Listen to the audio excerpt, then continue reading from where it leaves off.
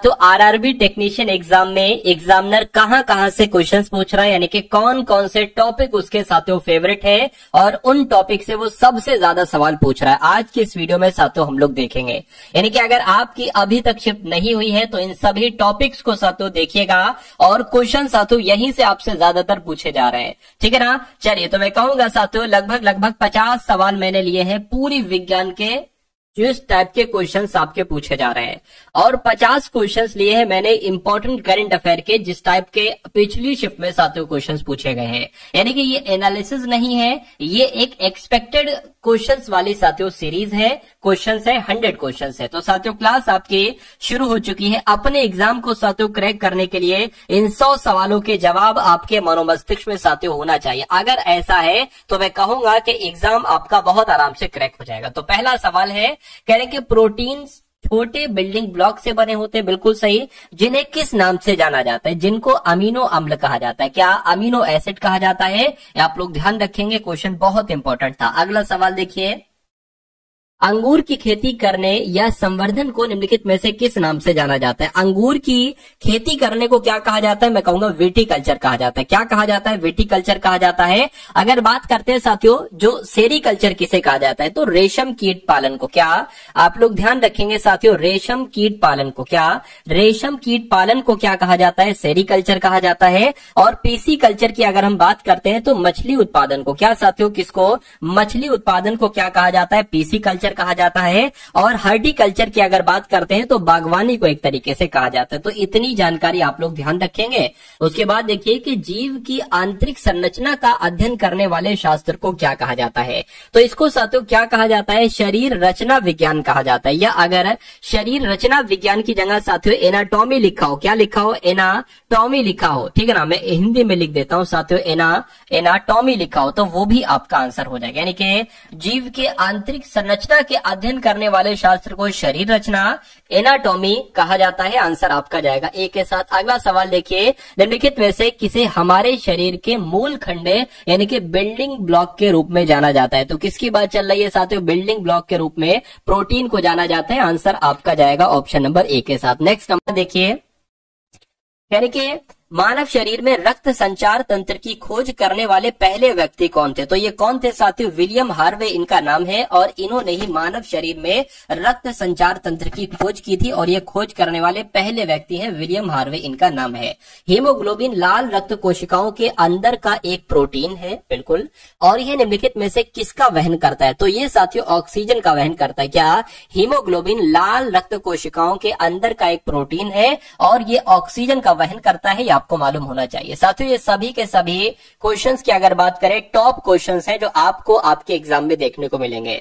तो ये जो क्वेश्चंस की श्रृंखला आप देख रहे हैं ना साथियों, ये कहीं ना कहीं आपके मनोमस्तिष्क में ये सवाल और उनके जवाब स्टोर होते जा रहे हैं, ये फीड होते जा रहे हैं। आपको मालूम पड़ रहा हो चाहे ना मालूम पड़ रहा हो, लेकिन जब एग्जाम में साथियों एग्जाम हॉल में आपके सामने जब साथियों ये पेपर ओपन होगा आपके कंप्यूटर में, तब आप साथियों देखेंगे कि ये क्वेश्चंस लगभग बहुत मैच कर रहे हैं, ठीक है ना। चलिए, तो अब अगर बात करें शरीर के कैल्शियम का कितना प्रतिशत हड्डियों और दांतों में संग्रहित होता है? तो मैं कहूंगा साथियों 99%। ये बहुत अच्छा क्वेश्चन है। शरीर के कैल्शियम का कितना प्रतिशत हड्डियों और दांतों में होता है? तो 99% होता है। शाकाहारी लोग जो गाय का दूध नहीं पीते वे सोया दूध का उपयोग कर सकते हैं। सोयाबीन से बना एक उत्पाद जो समान पोषक तत्व प्रदान करता है, यदि उसे किसके साथ फर्टिफाइड, ठीक है ना, फर्टिफाइड किया गया हो, तो किसके साथ किया गया हो साथियों? कैल्शियम, विटामिन डी और विटामिन ए के साथ अगर उसको फर्टिफाइड किया गया हो तो कुल मिला के आंसर आपका ऑप्शन नंबर सी हो जाएगा। भोजन के किस अवयव का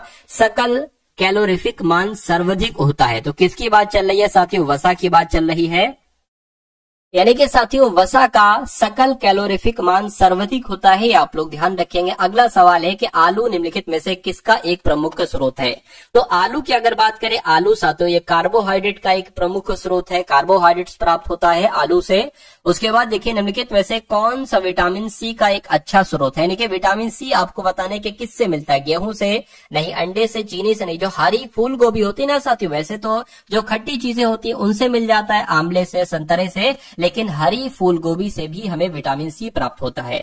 उसके बाद देखिए किण्वन प्रक्रिया द्वारा उत्पादित पहला विटामिन कौन सा है मुझे बताइए। तो यहाँ पर अगर आपसे पूछा जाए ये सवाल तो विटामिन सी आपको बता देना है, क्योंकि किण्वन प्रक्रिया के द्वारा उत्पादित पहला विटामिन विटामिन सी ही है। चलिए नेक्स्ट नंबर का सवाल है साथियों, अभी जो मैं आपको करंट अफेयर के क्वेश्चंस कराऊंगा ना, उन सभी क्वेश्चंस को देख कर जाइएगा, क्योंकि ये समझ लीजिए एक एक क्वेश्चन बहुत मेहनत के साथ निकाला गया है। ठीक है, चलिए मैं कहूंगा साथियों, आपकी अगर अगली शिफ्ट पे है या कुछ घंटे बाद या कुछ दिन बाद आपकी शिफ्ट है, तो इस पूरी वीडियो को अच्छे तरीके से देखिएगा। देखना ही नहीं है, अच्छे से देखिएगा, ताकि अगर इनमें से जितने भी क्वेश्चन है उनको आप 100% सही टिक करके आओ। ठीक है, चलिए कहने के किसमें प्रचुर मात्रा में विटामिन, खनिज, beta carotene, vitamin C, folate, iron, magnesium, carotenoid या उसके अलावा साथियों फाइटोकेमिकल और प्रतिऑक्सी कारक पाए जाते हैं। तो किसकी बात चल रही है, किसकी बात चल रही है, ये आपसे यहाँ पर पूछा जा रहा है, मुझे बताइए। देखिए अगर यहाँ पर हम बात करते हैं साथियों, जो गहरे हरे रंग के पत्तेदार साग होते हैं ना साथियों, इसमें विटामिन होते हैं, खनिज, beta carotene, vitamin C, folate, iron, magnesium, carotenoid, phytochemical और प्रतिऑक्सी कारक होते हैं। तो ये क्वेश्चन बहुत इंपॉर्टेंट आपके लिए हो जाएगा। चलिए भाई, अब उसके बाद देखिए नेक्स्ट नंबर का सवाल है आपकी स्क्रीन पर, देखिए सवाल को और बताइए साथियों राइट आंसर आपका क्या होगा। कह रहे कि शरीर में तरल पदार्थों के संतुलन को बनाए रखने के साथ साथ हृदय की मांसपेशियों के सही तरीके से काम करने के लिए क्या जरूरी है, कैल्शियम, आयरन, मैंगनीज या साथियों पोटेशियम। तो मैं कहूंगा पोटेशियम जरूरी है। शरीर में तरल पदार्थों का अगर संतुलन आपको बनाए रखना है और उसके साथ साथ हृदय की मांसपेशियों को सही ढंग से वो काम करें, तो इसलिए पोटेशियम साथियों महत्वपूर्ण होती है आपके शरीर के लिए। प्रोटीन का एक उत्कृष्ट और सस्ता स्रोत है और कम कैलोरी वाले शाकाहारी भोजन का एक विकल्प है। तो किसकी बात चल रही है साथियों, फलियों की बात चल रही है। फलियां आपने साथियों खाई होगी, इससे प्रोटीन भी हमें मिल जाता है और ये एक सस्ता स्रोत है प्रोटीन प्राप्त करने का, और कम कैलोरी वाले शाकाहारी भोजन का एक विकल्प है। ठीक है ना। अगला सवाल देखिए, न्यूमोनिया मानव शरीर के किस अंग को प्रभावित करती है। जब किसी को निमोनिया हो जाता है ना, तो साथियों वो फेफड़ों को प्रभावित करती है, यानी कि लंग्स पर अटैक करती है। तो इसलिए राइट आंसर आपका ऑप्शन नंबर बी हो जाएगा। निम्नलिखित में से किस विटामिन की कमी से रिकेट्स नाम का रोग होता है। तो रिकेट्स नाम का रोग जो होता है ना साथियों, देखिए तो रिकेट्स नाम का रोग साथियों विटामिन डी की कमी से होता है। ठीक है ना। और विटामिन बी की कमी से बेरी हो जाएगा, विटामिन ई की कमी से नपुंसकता हो जाएगा, विटामिन ए की कमी से रतौंधी हो जाएगा और डी की कमी से रिकेट्स नाम का रोग हो जाता है। घातक रक्त अल्पता वह स्थिति होती है जिसमें शरीर पर्याप्त मात्रा में स्वस्थ लाल रक्त कोशिकाएं नहीं बना पाता। क्यों? क्योंकि इसमें पर्याप्त मात्रा में नहीं होता। तो पर्याप्त मात्रा में क्या नहीं होता है, B12 नहीं होता है। B12 विटामिन की अगर बात करें तो ये आपका राइट आंसर हो जाए, यानी कि घातक रक्त अल्पता। ठीक है, वह स्थिति होती है जिसमें शरीर पर्याप्त मात्रा में स्वस्थ लाल रक्त कोशिकाएं नहीं बना पाता, क्योंकि इसमें किसकी कमी होती है, विटामिन B12 की कमी होती है। निम्नलिखित में से कौन सा जानवर रेबीज फैला सकता है। तो किसकी वजह से साथियों रेबीज फैलता है, छिपकली, गिलहरी, कबूतर नहीं साथियों, कुत्ते की वजह से रेबीज फैलता है। यह आपका बिल्कुल सही जवाब हो जाता है। घेंगा यानी कि ग्वाइटर भी इसको कहते हैं। तो घेंगा रोग जो होता है ना, किसकी अल्पक्रियता के कारण होता है, ये आपको साथियों बताना है। तो थायराइड यहाँ पर आपका राइट आंसर हो जाएगा। अवटु ग्रंथि भी इसको कहा जाता है। तो जिनका भी आंसर ऑप्शन नंबर ए के साथ है, मैं कहूंगा आंसर आपका बिल्कुल करेक्ट है। साथियों देखिए, जितने क्वेश्चंस इन 100 क्वेश्चंस में से आपको मालूम है उनको आप रिवीजन कर लीजिए, और जितने क्वेश्चंस आपको नहीं मालूम है ना, तो साथियों उनका क्या कर लीजिए, उनका मैं आपको आंसर साथ ही साथ बताते जा रहा हूं साथियों, उनको आप तैयार करते रहिए। तो यहां से आप नए सवालों को सीखेंगे और अपना रिवीजन भी साथियों आपका हो जाएगा। चलिए, तो इनमें से कौन सी अदिश राशि है ये आपसे यहाँ पर पूछा जा रहा है साथियों, मुझे बताइए। देखिए, अगर हम इन 3 की बात करते हैं तो ये सदिश राशियां हैं। कैसी राशियां हैं, ये सदिश राशि है। लेकिन कार्य की अगर बात करते हैं तो कार्य एक अदिश राशि है, ये आप लोगों को मालूम होना चाहिए। ठीक है ना। चलिए, अगला सवाल आपकी स्क्रीन पर, बार किसकी इकाई है मुझे बताइए।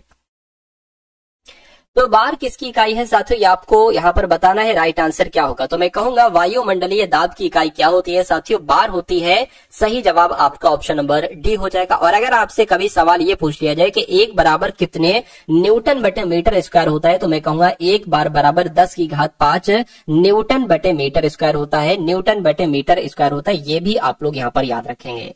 चलिए, और वायुमंडलीय दाब को बैरोमीटर के द्वारा मापा जाता है। और बार किसकी इकाई है, तो साथियों वायुमंडलीय दाब की इकाई है। चलिए अगला सवाल है, कह रहे टर्मिनल डॉपलर वेदर रडार किस लिए इस्तेमाल की जाती है? तो मैं कहूंगा मौसम की भविष्यवाणी के लिए तो नहीं, खराब मौसम में हवाई जहाजों को उतारने में बिल्कुल साथियों।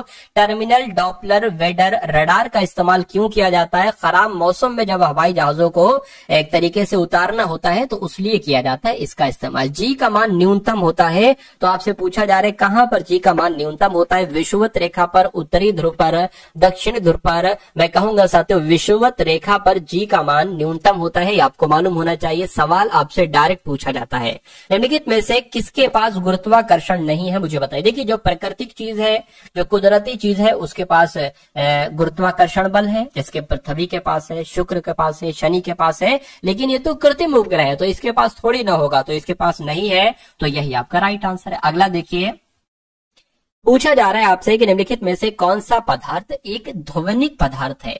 तो साथियों इसमें से एक ध्वनिक पदार्थ है। देखिए लकड़ी में ध्वनि एक जगह से दूसरी जगह नहीं जा सकती। पानी की अगर बात करें या रबर की बात करें, लेकिन हाँ लोहे में जा सकती है, लोहे में साथियों यात्रा कर सकती है ध्वनि। तो मैं कहूंगा आंसर आपका डी हो जाएगा। ध्वनि निम्नलिखित में से किस माध्यम में यात्रा नहीं कर सकती? अब आपसे पूछा जा रहा है। देखिए अगर बात करें धातु में कर सकती है, ठीक है ना, किसमें नहीं कर सकती है? उसके अलावा द्रव में भी कर सकती है, गैस में भी कर सकते हैं, लेकिन निर्वात में नहीं कर सकती है। तो ये आपका राइट आंसर हो जाएगा। दोनों चीजें, ये क्वेश्चन और ये आप लोग जरूर ध्यान रखेंगे। अगला देखिए, प्रकाश वर्ष का एक माप है, यानी कि किसकी एक माप है? प्रकाश वर्ष के द्वारा साथियों क्या किया जाता है? हवाई जहाजों की गति को चेक किया जाता है, मापा जाता है? नहीं, ये प्रकाश की गति को नहीं साथियों, इससे दूरी मापी जाती है, यानी कि तारकीय दूरी को प्रकाश वर्ष के द्वारा मापा जाता है। ये आप सभी लोगों को याद रखना है भाई। बहुत बढ़िया। देखिए किसी व्यक्ति का पूरा प्रतिबिंब देखने के लिए एक समतल दर्पण की न्यूनतम ऊंचाई कितनी होती है? तो कितनी होती है साथियों? व्यक्ति की ऊंचाई के बराबर होती है? नहीं, व्यक्ति की ऊंचाई की आधी होती है। बिल्कुल सही। यानी कि व्यक्ति का अगर पूरा प्रतिबिंब देखना है तो उसके लिए एक समतल दर्पण की न्यूनतम ऊंचाई व्यक्ति की ऊंचाई की आधी होनी चाहिए। राइट आंसर आपका जाएगा बी के साथ। नेक्स्ट नंबर का सवाल है, कहने के विद्युत बल्ब के फिलामेंट को बनाने के लिए सबसे अधिक उपयोग की जाने वाली सामग्री कौन सी है? तो किसकी बात चल रही है साथियों? टंगस्टन की बात चल रही है। यानी कि विद्युत बल्ब का अगर फिलामेंट बनाना है तो सबसे जरूरी टंगस्टन ही उसमें होता है। उसके बाद देखिए निम्नलिखित में से कौन सा रासायनिक परिवर्तन का उदाहरण है? तो मैं कहूंगा क्या आइसक्रीम का पिघलना रासायनिक परिवर्तन का उदाहरण है? ठीक है ना? या केक पकाना? केक पकाने की अगर बात करें तो ये साथियों रासायनिक परिवर्तन का एक उदाहरण है। आंसर आपका जाएगा ऑप्शन नंबर बी के साथ। उसके बाद देखिए अगला सवाल है आपकी स्क्रीन पर, पदार्थ की इनमें से किस अवस्था का घनत्व न्यूनतम होता है? तो साथियों किसकी बात चल रही है? आप लोग ध्यान रखेंगे, जो गैसीय अवस्था होती है ना, गैसीय अवस्था, इसका न्यूनतम साथियों घनत्व होता है। आप लोग ध्यान रखेंगे, यानी कि ठोस द्रव में से सबसे कम घनत्व जो होता है वो गैसीय अवस्था का ही होता है। अगला सवाल देखिए, निम्नलिखित में से कौन सी प्रक्रिया एक रासायनिक परिवर्तन है? तो पौधों में प्रकाश संश्लेषण ये एक रासायनिक परिवर्तन है, या मोम का पिघलना, या पानी का संघनन, या पौधों में वाष्पोत्सर्जन? तो मैं कहूंगा कि पौधों में प्रकाश का संश्लेषण होना ये क्या है? ये एक रासायनिक परिवर्तन है। आंसर आपका जो जाएगा वो ऑप्शन नंबर ए के साथ जाएगा। इलेक्ट्रॉन त्यागने की प्रवृत्ति को क्या कहा जाता है? तो इलेक्ट्रॉन त्यागने की प्रवृत्ति को साथियों क्या कहा जाता है? ऑक्सीकरण कहा जाता है। क्या कहा जाता है साथियों? ऑक्सीकरण कहा जाता है। भारी पानी आमतौर पर निम्नलिखित में से किस उद्योग द्वारा उपयोग किया जाता है? तो किस उद्योग द्वारा उपयोग किया जाता है साथियों? परमाणु ऊर्जा उत्पादन संयंत्र के द्वारा उपयोग किया जाता है। ये भी इंपॉर्टेंट क्वेश्चन है, आपके एग्जाम में पूछा जाएगा। नींबू का खट्टा स्वाद इनमें से किसकी उपस्थिति के कारण होता है? तो अगर आपसे साथियों ये सवाल पूछा जाए, आप लोग ध्यान रखेंगे, ठीक है ना, नींबू का खट्टा स्वाद साथियों साइट्रिक अम्ल की उपस्थिति के कारण होता है। अब उसके बाद देखिए, हमारा शरीर पीएच सीमा के भीतर काम करता है। तो साथियों यहाँ पर अगर बात करें, जो हमारा शरीर होता है ये साथियों 7 से लेकर 7.8 पीएच इसकी सीमा होती है। यानी कि शरीर की पीएच सीमा किसके भीतर होती है साथियों? 7 से 7.8 के अंदर होती है।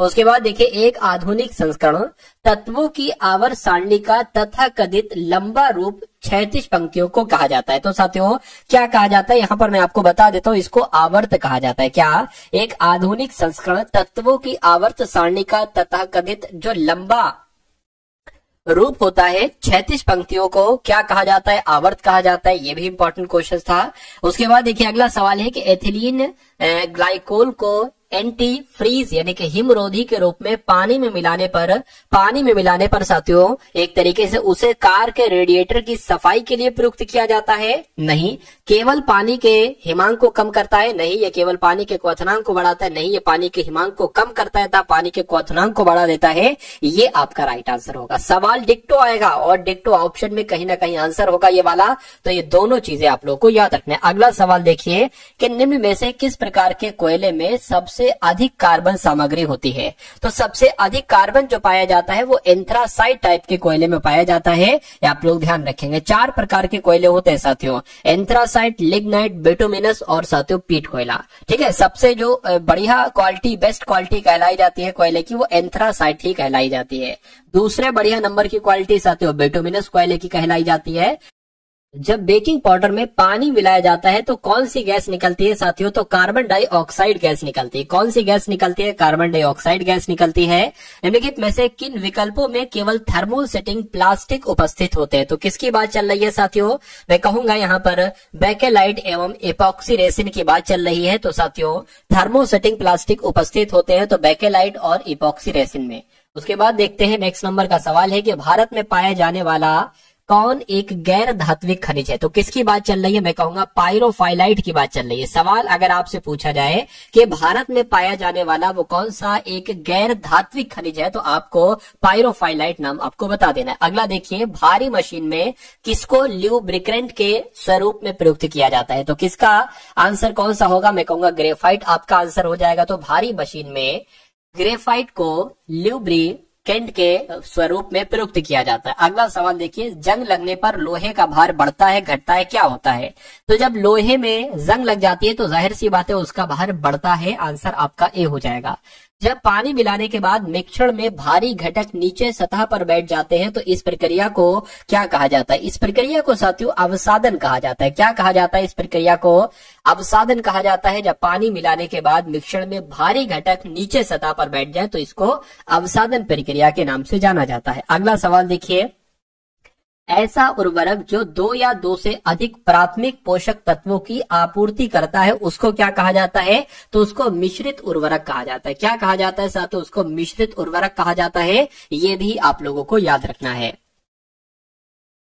राष्ट्रीय परीक्षण एजेंसी के महानिदेशक के अतिरिक्त प्रभार पद पर नियुक्त किया गया। तो साथियों किसको नियुक्त किया गया है? प्रदीप सिंह खरोला को राष्ट्रीय परीक्षण एजेंसी के महानिदेशक के अतिरिक्त प्रभार पद पर नियुक्त किया गया। अगला सवाल देखिए कि भारत इलेक्ट्रॉनिक लिमिटेड के अध्यक्ष और प्रबंध निदेशक साथियों कौन बने हैं? तो मनोज जैन बने हैं। कौन बने हैं साथियों? मनोज जैन ही भारत इलेक्ट्रॉनिक लिमिटेड के अध्यक्ष और प्रबंध निदेशक बने हैं। ये बात आप लोग ध्यान रखेंगे। आंसर आपका जाएगा ऑप्शन नंबर ए के साथ। नेक्स्ट नंबर का सवाल है, कहा जा रहा है कि वर्ष 2024 में किसे लता मंगेशकर दीनानाथ पुरस्कार से सम्मानित किया गया है? तो साथियों यहाँ पर रणदीप हुड्डा को किया गया है और अमिताभ बच्चन को किया गया है। यानी कि आंसर आपका जाएगा ऑप्शन नंबर डी के साथ। ए और बी दोनों ही सही है क्योंकि इन दोनों को ही लता मंगेशकर दीनानाथ पुरस्कार से सम्मानित किया गया है। ये क्वेश्चन भी बहुत इंपॉर्टेंट था। उसके बाद देखिए अगला सवाल है, कहा जा रहा है कि किस भारतीय पर्यावरणविद को गोल्डमैन पर्यावरण पुरस्कार 2024 के लिए साथियों चुना गया है? तो किसको चुना गया है? इनका नाम है आलोक शुक्ला और आलोक शुक्ला को ही भारतीय पर्यावरणविद है ये, इनको गोल्डमैन पर्यावरण पुरस्कार से नवाजा गया है। अगला देखिए कि जून 2024 में वैश्विक पवन दिवस के अवसर पर सर्वाधिक पवन ऊर्जा स्थापित क्षमता के लिए किस राज्य को प्रथम पुरस्कार मिला है? तो साथियों किस राज्य को मिला है? गुजरात राज्य को मिला है। आंसर आपका जाएगा ए के साथ। अगला देखिए, वैश्विक ऊर्जा पुरस्कार 2024 से किसे सम्मानित किया गया है? तो इनका नाम साथियों कौशिक राजशेखर है और कौशिक राजशेखर को वैश्विक ऊर्जा पुरस्कार 2024 से सम्मानित किया गया है। उसके बाद देखिए global energy transition impact award 2024 से किसे सम्मानित किया गया है? तो साथियों डॉक्टर सुल्तान अल जावेर को सम्मानित किया गया है। राइट आंसर आपका जाएगा ऑप्शन नंबर डी के साथ। भाई बहुत बढ़िया, वेरी गुड क्लास। उसके बाद देखिए अगला सवाल है कि 96वें एकेडमी पुरस्कार यानी कि ऑस्कर पुरस्कार 2024 में सर्वश्रेष्ठ अभिनेता का पुरस्कार किसको दिया गया है? तो इनका नाम साथियों किलियन मर्फी है और इनको ही ऑस्कर पुरस्कार में सर्वश्रेष्ठ अभिनेता का पुरस्कार दिया है। अगला देखिए, Laureus world sportsman of the year 2024 पुरस्कार से किसको सम्मानित किया गया है? तो नोवाक जोकोविच को यह पुरस्कार दिया गया है। कौन सा? Laureus world sportsman of the year 2024 का पुरस्कार नोवाक जोकोविच को दिया गया है। किस राज्य की जीना जस्टिस को कैम्ब्रिज शिक्षा पुरस्कार 2024 के लिए नामित किया गया है? तो किसको नामित किया गया है साथियों? केरल को नामित किया गया है। राइट आंसर आपका जाएगा ऑप्शन नंबर बी के साथ। अगला देखिए कि एशियाई सर्फिंग चैंपियनशिप 2024 में भारतीय टीम ने कौन सा पदक जीता है? तो भारतीय टीम ने साथियों कौन सा पदक जीता है आपसे पूछा जा रहा है। तो भारतीय टीम ने रजत पदक जीता है। कौन सा पदक साथियों? रजत पदक जीता है। उसके बाद देखिए, गोल्डमैन सैच्स ने 2024 में भारत की जीडीपी वृद्धि दर का अनुमान साथियों कितना लगाया है? आपसे पूछा जा रहा है तो 6.7% का लगाया है। ये सभी के सभी सवाल मैं कहूंगा साथियों घोल कर पी लीजिए। कैसे घोल कर पीने का मतलब क्या है साथियों? इन सभी सवालों का रट्टा लगा लीजिए। क्या लगा लीजिए? रट्टा लगा लीजिए, क्योंकि आपको आपकी परीक्षा में सवाल जो देखने को मिलेंगे वो यहीं से ही देखने को मिलेंगे। ठीक है ना? चलिए अब उसके बाद देखिए, किस राज्य के पूर्व मुख्यमंत्री सालसिंग सी मारक का निधन हुआ है? बताइए। तो किसकी बात चल रही है साथियों? मेघालय राज्य के जो पूर्व मुख्यमंत्री थे इनका नाम था सालसिंग सी मारक। इनका अभी हाल फिलहाल में निधन हुआ है और यहां से सवाल आपसे पूछा जा सकता है। उसके बाद देखिए कि हाल ही में होने वाली महिला T20 वर्ल्ड कप में भारतीय टीम का कप्तान किसको बनाया गया है? तो साथियों किसको बनाया गया है ये आपसे यहाँ पर जो है ना वो पूछा जा रहा है। तो हरमनप्रीत कौर को बनाया गया। किसको? हरमनप्रीत कौर को बनाया गया। आंसर आपका बी के साथ जाएगा। वैश्विक संपत्ति मूल्य सूचकांक में कौन शीर्ष पर रहा है? तो कौन सा एक तरीके से बात करें शीर्ष पर रहा है? मुंबई तो नहीं साथियों, मनीला शीर्ष पर रहा है, यानी कि संपत्ति मूल्य सूचकांक में मनीला शीर्ष पर रहा है। अगला सवाल देखिए, किस देश में 3 नए उप प्रधानमंत्रियों की नियुक्ति की गई है? तो यहाँ पर आपका राइट आंसर वियतनाम हो जाएगा। क्या हो जाएगा साथियों? कि वियतनाम देश में 3 नए उप प्रधानमंत्री की नियुक्ति की गई। ये क्वेश्चन इंपॉर्टेंट था भाई। किसने फार्मूला 1 डच ग्रांड प्री जीता है? तो किसने जीता है साथियों? मैं कहूंगा इनका नाम है लैंडो नॉरिस, और लैंडो नॉरिस ने ही फार्मूला 1 ग्रांड प्री जीता है। आंसर आपका जाएगा सी के साथ। नेक्स्ट नंबर का सवाल है आपकी स्क्रीन पर, बताइए। कह रहे कि किस राज्य सरकार ने आपदा प्रभावित राज्यों को 40 करोड़ रुपए की सहायता प्रदान की है? तो साथियों मैं कहूंगा मध्य प्रदेश आपका राइट आंसर हो जाएगा। मध्य प्रदेश राज्य सरकार ने आपदा प्रभावित राज्यों को 40 करोड़ रुपए की सहायता प्रदान की है। नेक्स्ट नंबर का सवाल है, कह रहे कि किस राज्य सरकार ने आपदा प्रभावित राज्यों को, ये तो रिपीट हो गया भाई, रिपीट हो गया, मध्य प्रदेश हो जाएगा आंसर। अगला देखिए, किसने पहली बार वीमेंस एशिया कप का खिताब जीता है? तो साथियों श्रीलंका ने यह खिताब जीता है, यानी कि पहली बार वीमेंस एशिया कप 2024 का खिताब तो श्रीलंका ने जीता है। किस राज्य ने धर्मांतरण विरोधी कानून में संशोधन किया है? तो किसने किया है? उत्तर प्रदेश सरकार ने धर्मांतरण विरोधी कानून में क्या किया है? ज्यादा संशोधन किया है, ये आपको यहाँ पर मालूम होना चाहिए। अब अगला सवाल देखिए आपकी स्क्रीन पर है। कहा जा रहा है कि मसूद पेजेश्कियान ने किस देश के राष्ट्रपति के रूप में शपथ ली है? तो ये कहाँ के राष्ट्रपति बने हैं? मैं कहूंगा ये ईरान के राष्ट्रपति बने हैं। ईरान के, कहाँ के साथियों? ये ईरान के राष्ट्रपति बने हैं। मसूद पेजेश्कियान इनका नाम है। उसके बाद देखिए, इंस्टाग्राम पर प्रतिबंध किसने लगाया है? तो तुर्की देश ने इंस्टाग्राम पर साथियों प्रतिबंध लगा दिया है। अगला देखिए, जारी यात्रा एवं पर्यटन विकास सूचकांक 2024 में कौन शीर्ष पर रहा है?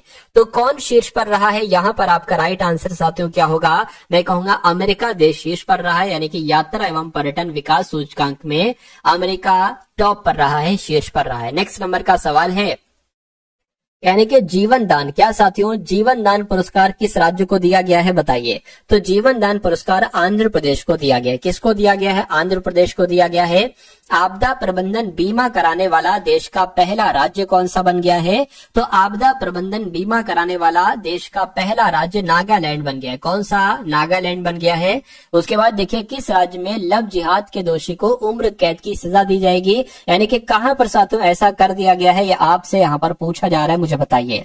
तो असम में अब ऐसा रूल आ गया है कि लव जिहाद के दोषी को उम्र कैद की सजा दी जाएगी। उसके बाद देखिए, बहुपक्षीय वायु अभ्यास तरंग शक्ति 2024 2024 ये कहां पर शुरू हुआ है? तो ये साथियों तमिलनाडु में शुरू हुआ है। कहां पर शुरू हुआ है आप लोग ध्यान रखेंगे, बहुपक्षीय वायु अभ्यास यानी कि तरंग शक्ति 2024 तो तमिलनाडु में शुरू हुआ है। उसके बाद देखिए पेरिस ओलंपिक 2024 के समापन समारोह में भारत की ध्वजवाहक कौन होंगी मुझे बताइए। तो कौन रही है साथियों भारत की ध्वजवाहक? तो मनु भाकर रही हैं। आप लोग ध्यान रखेंगे, आंसर आपका ऑप्शन नंबर सी हो जाएगा। अगला देखिए कहा जा रहा है साथियों, कह रहे हैं कि बांग्लादेश हिंसा के कारण भारत के किस राज्य में नाइट कर्फ्यू लगाया गया? तो साथियों किस राज्य में लगाया गया था? मणिपुर में लगाया गया था। यानी कि बांग्लादेश हिंसा की वजह से मणिपुर में अभी हाल फिलहाल में नाइट कर्फ्यू लगाया गया था। उसके बाद देखिए कहने के साथियों पंजाब सहायता केंद्र खोला, यानी कि किस एयरपोर्ट पर पंजाब सहायता केंद्र खोला गया है? मैं कहूंगा दिल्ली एयरपोर्ट पर पंजाब सहायता केंद्र खोला गया है। राइट आंसर आपका सी हो जाएगा। और किस राज्य सरकार ने 5 लाख रोजगार अवसर पैदा करने के लिए लॉजिस्टिक नीति को मंजूरी दी है? तो मैं कहूंगा महाराष्ट्र यहाँ पर आपका राइट आंसर हो जाएगा। यानी कि महाराष्ट्र सरकार ने 5 लाख रोजगार अवसर पैदा करने के लिए लॉजिस्टिक नीति को मंजूरी दी है। राइट आंसर आपका सी हो जाता है। उसके बाद देखिए साथियों के पेरिस ओलंपिक में भारतीय हॉकी टीम ने कौन सा पदक जीता है? तो कौन सा पदक जीता है साथियों? कांस्य पदक जीता है। कौन सा पदक? कांस्य पदक जीता है। उसके बाद देखिए बहुपक्षीय अभ्यास तरंग शक्ति 2024 कहां पर शुरू हुआ? ये अभी मैंने आपको बताया था साथियों तमिलनाडु में शुरू हुआ है। अगला देखिए कि किसने पुदुचेरी के उपराज्यपाल के रूप में शपथ ली है? तो साथियों इनका नाम कैलाश नाथन है और कैलाश नाथन ने ही पुदुचेरी के ये उपराज्यपाल बन चुके हैं। आंसर आपका ऑप्शन नंबर बी हो जाता है। अगला देखिए किसे बांग्लादेश की अंतरिम सरकार का प्रमुख नियुक्त किया गया है बताइए। तो मैं कहूंगा साथियों मोहम्मद यूनुस इनका नाम है और मोहम्मद यूनुस को ही बांग्लादेश की अंतरिम सरकार का प्रमुख नियुक्त किया गया है। ये भी क्वेश्चन इंपॉर्टेंट है साथियों। उसके बाद देखिए अगला सवाल है, कह रहे कि किसे बांग्लादेश की अंतरिम सरकार का प्रमुख नियुक्त किया गया? ये तो अभी मैंने आपको बताया था मोहम्मद यूनुस। उसके बाद देखिए किस राज्य सरकार ने स्थानीय निकाय चुनाव लड़ने वाले व्यक्तियों के लिए 2 बच्चों की नीति समाप्त कर दी है? तो क्या आपका राइट आंसर होगा? मैं कहूंगा आंध्र प्रदेश आपका राइट आंसर हो जाएगा। ठीक है ना। अगला देखिए किस राज्य में मानव हाथी संघर्ष को कम करने के लिए हाथी ऐप लॉन्च किया गया है? तो हाथी ऐप की अगर बात करें साथियों तो ये असम में लॉन्च किया गया है हाथी ऐप। ठीक है ना। अगला सवाल देखिए भारत सरकार ने किस देश की सीमा पर निगरानी रखने के लिए 5 सदस्यीय समिति का गठन किया है? तो ये काम साथियों किसने किया है ये आपको यहाँ पर बताना है। चलिए भाई क्या आपका साथियों यहाँ पर आंसर हो सकता है? देखिए मैं कहूंगा बांग्लादेश आपका राइट आंसर हो जाएगा। तो भारत सरकार ने किस देश की सीमा पर निगरानी के लिए, मैं कहूंगा बांग्लादेश की निगरानी पर के लिए 5 सदस्यीय समिति का गठन किया है भारत ने। उसके बाद देखिए अगला सवाल है भारत और किस देश ने सीमा शुल्क सहयोग समझौते पर हस्ताक्षर किए हैं? तो मैं कहूंगा भारत और न्यूजीलैंड देश ने सीमा शुल्क समझौते पर हस्ताक्षर किए। नेक्स्ट नंबर का सवाल है, कह रहे कि राष्ट्रपति द्रौपदी मुर्मू जी ने कहां पर द होर्ता शो में भागीदारी की है? तो साथियों इन्होंने तिमोर लेस्ते में, राष्ट्रपति द्रौपदी मुर्मू जी ने तिमोर लेस्ते में द होर्ता शो में भागीदारी की है। ये भी सवाल आपसे पूछा जाएगा। किसके द्वारा लिखित पुस्तक भारत के 75 महान क्रांतिकारियों का विमोचन है? तो मैं कहूंगा ये डॉक्टर भीम सिंह के द्वारा पुस्तक लिखी गई है। भारत के 75 महान क्रांतिकारियों का विमोचन एक तरीके से यहाँ पर किया गया। उसके बाद देखिए अगला सवाल है, कह रहे कि किसे भारत का अगला कैबिनेट सचिव नियुक्त किया गया है? मुझे बताइए। चलिए तो यहाँ पर अगर बात करें टीवी सोमनाथ इनका नाम है और ये भारत के अगले कैबिनेट सचिव बने हैं। बहुत ही महत्वपूर्ण सवाल था ये। अगला सवाल देखिए कि किस हाईकोर्ट के 75 साल पूरे हुए हैं? तो अभी हाल फिलहाल में राजस्थान के 75 साल, राजस्थान की हाईकोर्ट के 75 साल साथियों पूरे हुए हैं। अगला देखिए कह रहे हैं कि भारत और किस देश ने मुनाल उपग्रह के प्रक्षेपण के लिए समझौता किया? किस उपग्रह की बात चल रही है साथियों? मुनाल उपग्रह के प्रक्षेपण के लिए समझौता किया है किसने? भारत और नेपाल ने। किसने साथियों? भारत और नेपाल ने। अगला सवाल देखिए सैयद रिफात अहमद ने किस देश के 25वें मुख्य न्यायाधीश के रूप में शपथ ली है? तो मैं कहूंगा बांग्लादेश आपका सही जवाब होगा, क्योंकि सैयद रिफात अहमद ये किस देश के? मैं कहूंगा बांग्लादेश के 25वें मुख्य न्यायाधीश साथियों बने हैं। हाल ही में किसने एसबीआई के प्रबंध निदेशक का पदभार संभाला है?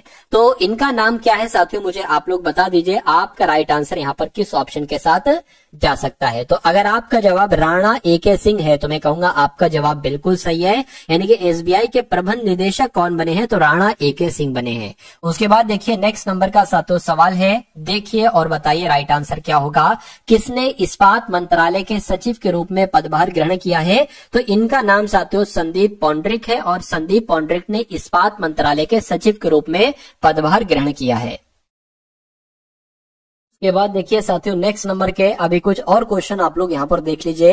कह रहे किसने अमृत ज्ञान कोश और संख्याय विकास पोर्टल लॉन्च किया है, तो साथियों ये तो डॉक्टर जितेंद्र सिंह के द्वारा लॉन्च किया गया है। सवाल आपसे ऐसे भी पूछा जा सकता है कि पूछ ले कि अमृत ज्ञान कोश किसने लॉन्च किया है, तो आपको जितेंद्र सिंह बताने, या सवाल ऐसे भी पूछा जा सकता है संख्याय विकास पोर्टल किसने लॉन्च किया है, तो डॉक्टर जितेंद्र सिंह ने किया है। दोनों भी एक साथ पूछे जा सकते हैं।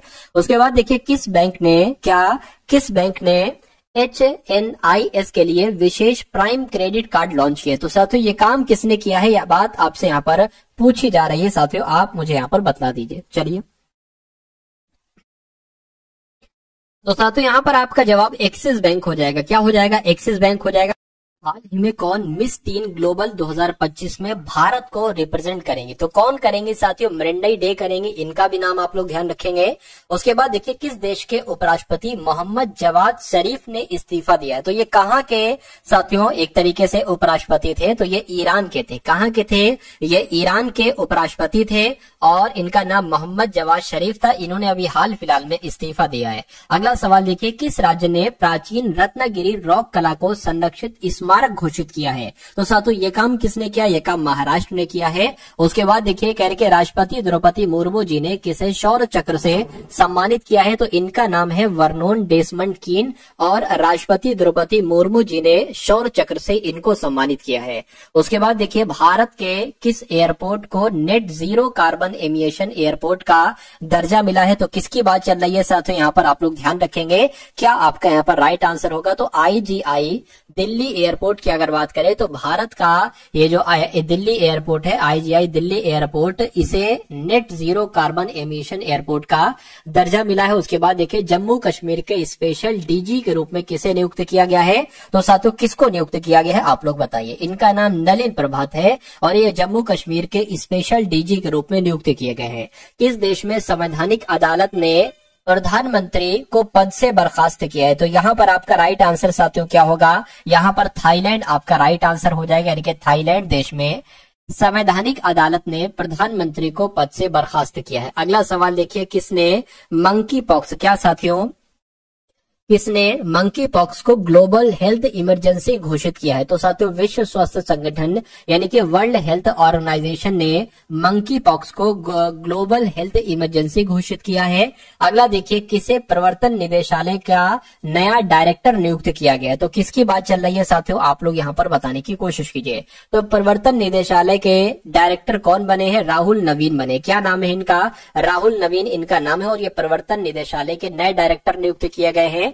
28वां केंद्रीय एवं राज्य सांख्यिकी संगठन सम्मेलन साथियों ये कहां पर हुआ है, तो ये नई दिल्ली में हुआ है। कहां पर हुआ है, नई दिल्ली में हुआ है। अगला देखिए जियो पारसी योजना पोर्टल किसने लॉन्च किया है, तो जियो एक तरीके से अगर बात करें यहाँ पर जियो पारसी योजना पोर्टल किसके द्वारा लॉन्च की गई है, ये आपको यहाँ पर साथियों बताना है। चलिए तो किरण रिज्जू आपका राइट आंसर हो जाएगा, क्योंकि किरण रिज्जू ने ही जियो पारसी योजना पोर्टल लॉन्च की है। उसके बाद देखिए उत्तर भारत की सबसे बड़ी फ्लोटिंग सौर परियोजना कहां पर शुरू हुई है, तो ये ओमकारेश्वर में शुरू हुई है। कहां पर उत्तर भारत की सबसे बड़ी फ्लोटिंग सौर परियोजना शुरू हुई है, ओमकारेश्वर में शुरू हुई है। अगला देखिए कौन यस बैंक में रिटेल हेड के रूप में साथियों एक तरीके से शामिल हुआ है, तो इनका नाम सुमित बाली है, मनोज मित्तल है या साथियों नलिन प्रभात है। तो साथियों सुमित बाली की अगर बात करें तो ये यस बैंक में रिटेल हेड के रूप में शामिल हुए हैं। अगला देखिए किस राज्य सरकार ने कामकाजी महिलाओं के लिए 1 दिन की मासिक धर्म छुट्टी की शुरुआत की है, तो किस राज्य ने यह काम किया है, ये काम ओडिशा ने किया है। अगला सवाल देखिए कि भारत और किस देश के बीच 2.2 बैठक नई दिल्ली में आयोजित की गई है, तो भारत और जापान के बीच साथियों ये 2+2 ठीक है 2+2 बैठक नई दिल्ली में आयोजित की गई है, भारत और जापान के बीच नियुक्त की गई है। किसने किसान से संवाद के लिए किसान की बात रेडियो कार्यक्रम लॉन्च किया है, तो यहाँ पर अगर बात करें साथियों शिवराज सिंह चौहान